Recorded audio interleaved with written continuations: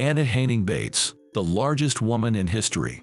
Anna was the odd one out in her family. Anna Haining Bates was born in 1846 in Nova Scotia. She was the third of 13 children. All members of her family except her were average-sized. By the age of 4, Anna was 4 feet tall and weighed over 90 pounds. She was 7 feet tall by the time she turned 15. Her father built a large school desk, an extra-large bed for her. Anna was never officially diagnosed, but it was later determined that she had gigantism. Gigantism occurs when there's a tumor in the pituitary gland. The gland releases excessive growth hormones.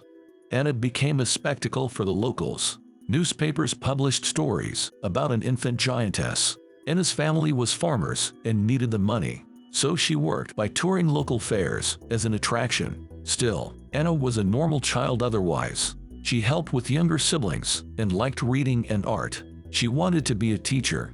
In 1862, she moved to the United States. She worked in the P.T. Barnum Museum as a Nova Scotian giantess. The museum became Anna's school, workplace, and home. She received tutoring and learned how to play the piano and sing. In the museum's lecture room, Anna lectured on giants in history. She received $23 a week in gold, the equivalent of $500 today. In 1865, the fire broke out at Barnum's museum. Anna was trapped upstairs. The stairs were engulfed in flames. The window was too small to fit through. Anna was about 400 pounds at the time. 18 people carried her out to safety. All her possessions burned down because she was the last to leave. Anna helped others get out before making her escape. Anna had many admirers. She received numerous proposals, but always turned them down. That was until she saw Martin Van Buren Bates in a circus. Martin was also over 7 feet tall and pushing 500 pounds. Anna married Martin in 1871 in London. They toured together. Despite her size, Anna loved to travel the world. In 1863, she even befriended Queen Victoria.